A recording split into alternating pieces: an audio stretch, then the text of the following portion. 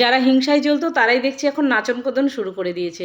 আমি ফেসবুকে যখন প্রফেশনাল মোডটা অন করেছিলাম তখন অনেকে অনেক কথা বলেছিল, পাড়ার লোকজন বলো, আত্মীয় স্বজন বলো, যাই হোক তারাই এখন দেখছি সবাই প্রফেশনাল মোড অন করে কাজ শুরু করে দিয়েছে।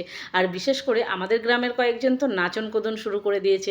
তো নাচন কোদন করে যদি জীবনে একটা জায়গায় দাঁড়াতে পারে তো করুক না, এতে ক্ষতি কী? কিন্তু কেন পরের পেছনে লাগা, পরে একটু কিছু করলে সেটা নিয়ে কথা বলা, এটা আমি বুঝতে পারি না। পাড়ার কিছু লোক আমাকে বলতো, জানো তোমার পেছনে এরা এই সমস্ত কথাবার্তা বলে। আবার তারাই দেখো ফেসবুকে নেচে নেচে কিভাবে ভিডিও বানাচ্ছে। তুমি তো ব্লগিংয়ের কাজ করো, ব্লগ বানাও, রান্না দেখাও, আর তারা দেখো রীতিমতো কী সমস্ত পোশাক পরে নাচ গানও করছে। তো আমি বলি থাক না, পেছনে কথা বলার আর সময় পাবে না, এসবে ব্যস্ত থাক। আর যদি এখান থেকে একটু উন্নতি করতে পারে তাহলে তো জানবে যে আমাদের গ্রামেরই গর্ব, তাই না? তো যে যা পারছে করুক না, পেছনে লাগার কি আছে? আর আমাদের এই সমাজে পেছনে কথা বলার লোক সারা জীবন ছিল, আছে, থাকবে। এটা নিয়ে বেশি ভেবে লাভ নেই। নিজের কাজ সবসময় নিজে করে যেতে হবে, যেটা আমি করে থাকি। আমি কারোর কথায় তেমন একটা পাত্তা দিই না।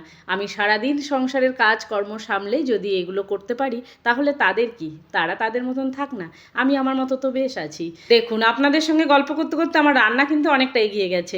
মাছ কেটে নিয়েছিলাম, 3টে বোয়াল মাছ আর 2টো ছিল নদীর ট্যাংরা মাছ। ট্যাংরা মাছটাই রান্না করব, বোয়াল মাছটা ফ্রিজে ভরে দিয়েছি।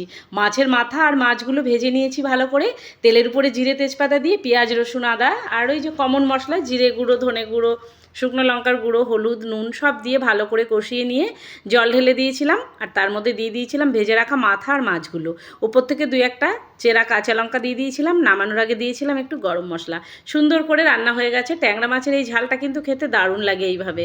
মাঝে মাঝে আমি করে থাকি। আজকে না বিকেলে একটা জায়গায় যাওয়ার আছে, তাই জন্য তাড়াতাড়ি রান্নাবান্না করে খাওয়া দাওয়া করে তিশান আর রায়কে নিয়ে বেরিয়ে পড়েছিলাম। এটা কিন্তু বাসে যাচ্ছি আমরা বর্ধমানে।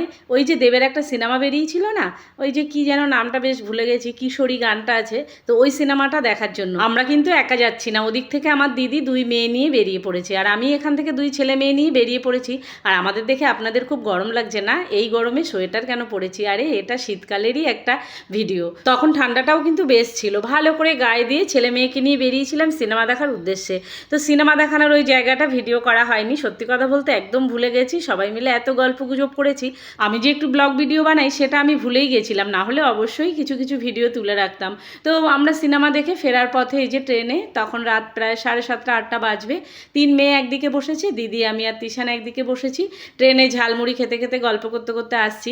একটু পরেই আমি নেমে যাব আর ওরা গিয়ে নামবে শক্তিগড়ে। তো ব্লগের প্রথম থেকে শেষ অবধি রান্নার রেসিপি থেকে নিয়ে ব্লগ কেমন ছিল অবশ্যই কমেন্ট করে জানাবেন। আর আপনাদের এই ভালো ভালো কমেন্টের উৎসাহে উৎসাহিত হয়েই তো আমি ব্লগ বানাই। তাতে যে যা বলে বলুক না, চলুন আমরা এগিয়ে চলি। টাটা।